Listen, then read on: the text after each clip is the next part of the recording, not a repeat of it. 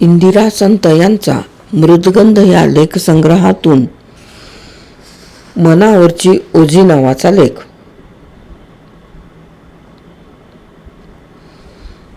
बेळगावच्या आमच्या घराच्या बाजूला जो मळा आहे त्यावरून एक तिरपी अशी पायवाट पश्चिमेच्या दिशेने गेली आहे. ही पायवाट जिथे एका मोठ्या डांबरी रस्त्याला मिळते तो रस्ता अनगोळला जातो आणि जिथे तो अनगोळच्या मुख्य रस्त्याला मिळतो तिथेच सुप्रसिद्ध हरिमंदिर आहे. झाडांनी आणि फुलाझाडांनी वेढलेल्या आवारात ही वास्तू उभी आहे. अंगणातून स्वच्छ फरसबंदी रस्ता, बाजूने लहान लहान इमारती आणि 4 पायऱ्या चढून गेले की भले प्रशस्त आणि अतिशय स्वच्छ असे दालन. समोर एक खोली रिकामी पण फोटो असलेली, ते पूजास्थान. या हरिमंदिरामध्ये केव्हाही जा. कुणी कुणी नेमून दिलेली सेवा मनोभावाने करण्यात मग्न असतात. सकाळ संध्याकाळ ठराविक पदांची भजनेही असतात.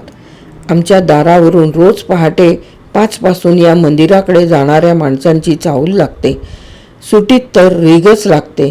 स्वच्छ कपडे केलेली मुले मुली, कॉलेजचे विद्यार्थी, तरुण वयस्कर असे सर्व थरातील लोक कधी एकदा तिथे पोहोचू अशा लगबग चालीत माळ ओलांडत असतात. तिथे जायचे, नेमून दिलेली सेवा करायची, भजने आरती इत्यादीत सहभाग घ्यायचा, ध्यानधारणा करायची आणि परतायचे. माझ्या ओळखीचे एक शिक्षक बायका मुलांसह रोज सकाळ संध्याकाळ हरिमंदिरात जात असतात. मी एकदा त्यांना म्हटले, तुम्ही दोघं जाता ते ठीक आहे, पण मुलांना का नेता? त्यांना आवडतं का?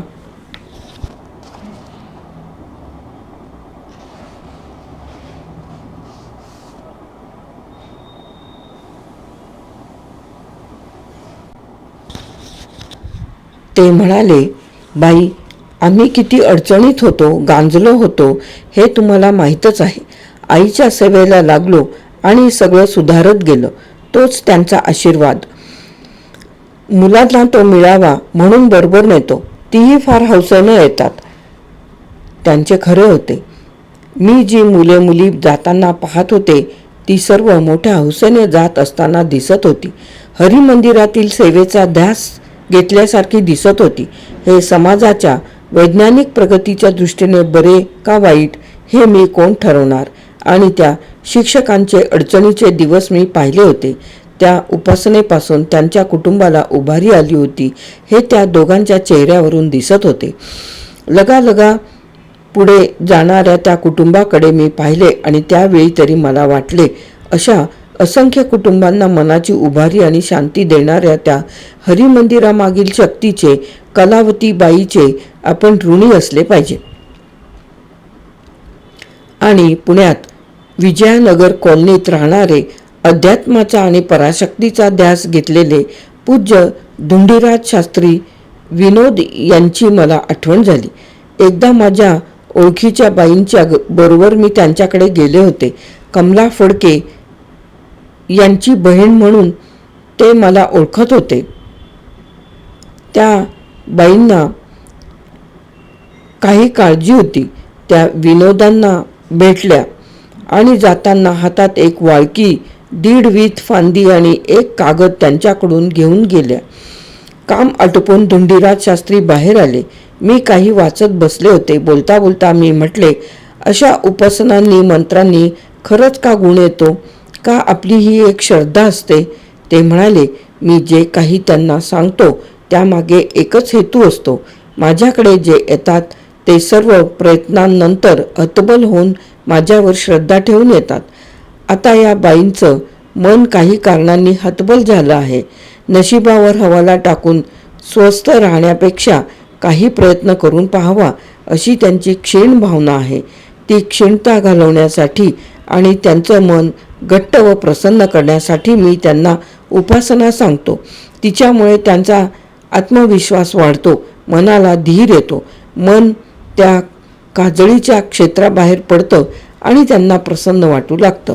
अशक्त म्हणून जिना चढताना कठड्याचा आधार घेतो ना, तसा मी त्यांना आधार पुरवतो.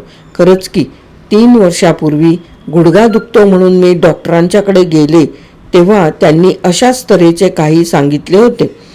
हाडांची झीज झालेली भरून येत नसते तेव्हा वेदना जाणवू नयेत यासाठी त्या सांध्यांभोवतालचे स्नायू विशिष्ट व्यायामाने तो सांधा सांभाळण्यासाठी सक्षम करायचे. यावर औषध योजना नाही. आणि व्यायाम केल्यावर 2 महिन्यांनी मी गुडघ्यात चमका न येता चालू लागले होते. म्हणूनच वैफल्याने ग्रस्त झालेल्या, काळजीने खचलेल्या मनावर उपासना, सेवा, मंत्र इत्यादी उपाययोजना आहेत असे मी समजते. या गोष्टींची मी कधी हेटाळणी करत नाही. माझ्या स्वतःसाठी असली उपाययोजना मी मुळीच करणार नाही, पण माझ्या दुखण्यातून बरे व्हावे म्हणून मी ही स्वीकारली होती. रवी लहान असताना त्याला एक प्रकारचा ब्रँकायटिस, पोट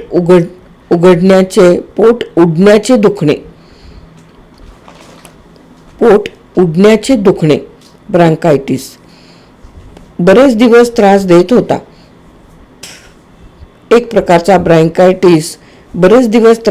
होता. दर 15 दिवसांनी ताप आणि श्वास यांनी तो बेजार व्हायचा. त्याला 24 तास खांद्यावर पालथे झोपवून ठेवावे लागे. डॉक्टरांची औषधे, सुया टोचणी सर्व सुरू होते, पण गुण येत नव्हता. त्यावेळी एका ज्योतिषाने सांगितले, याला वाईट ग्रहयोग आहेत, तुम्ही हा उपाय करून बघा. एका सुपात 1 मूठ असं 7 तऱ्हेचं कडधान्य घ्यायचं.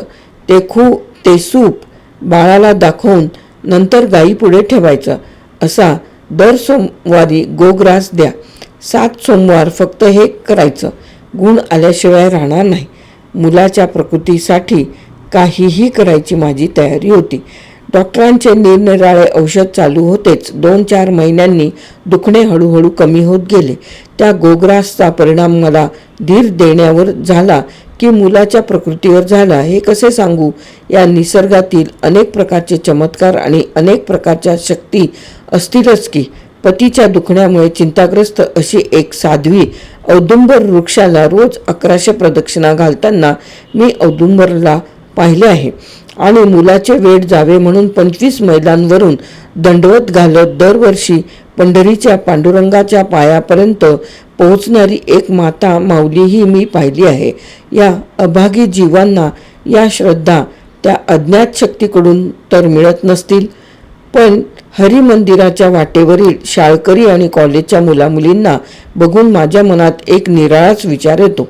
वाटते, या हसऱ्या मुलांना कोणत्या वैफल्याची कीड लागली आहे.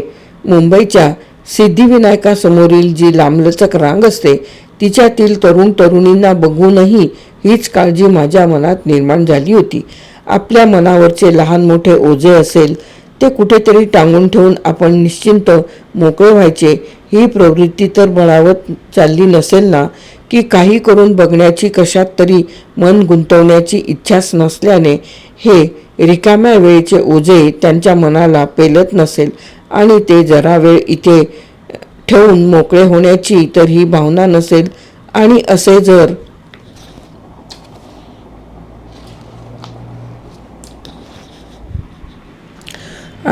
जर असेल तर त्या अज्ञानातून निर्माण झालेल्या आणि अगतिकतेतून बाहेर पडू बघणाऱ्या अंधश्रद्धेपेक्षा ही परिस्थिती अधिक भयानक आहे असे मला वाटते. आज नव्या वास्तुशास्त्रात खुंट्या हा प्रकार नाही.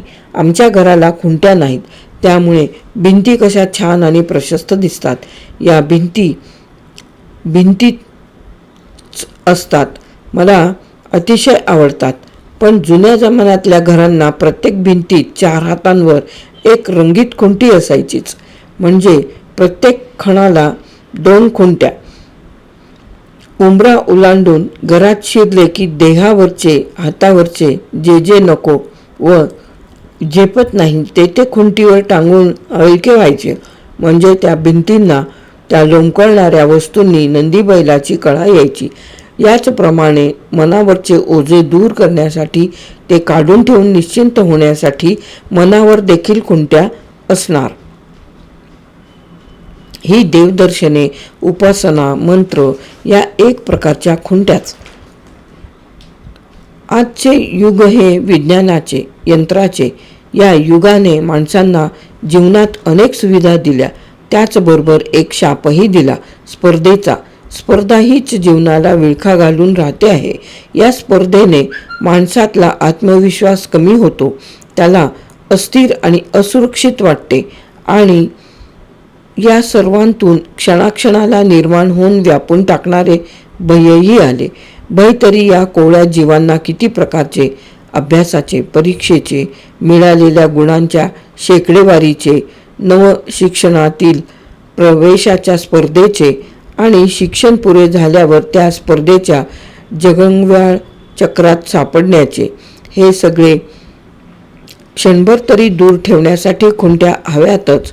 अज्ञानाने जितक्या खुंट्या जवळ केल्या त्यापेक्षा कितीतरी पटींनी अधिक खुंट्या या विज्ञानाने दिल्या. म्हणूनच जे पाय ज्ञानमंदिराकडे, वाचनालयाकडे, प्रयोगशाळेकडे, कलांच्या खजिन्याकडे वा निसर्ग निरीक्षणाकडे उत्साहाने आणि उत्सुकतेने वळायचे ते हरिवंदनाच्या आणि साईबाबा सिद्धिविनायकाच्या वाटा चालू लागले. रांगा लावून तिष्ठत उभे राहू लागले, केवळ त्या खुंट्यांवर आपल्या मनावरची ओझी टांगण्यासाठी. माझ्या डोळ्यांसमोर या भयग्रस्त आयुष्याच्या टांगून घेतलेल्या रांगाच रांगा दिसू लागतात आणि मन सुन्न होऊन जाते, कारण या रांगा निष्क्रिय जीवनाच्या असतात.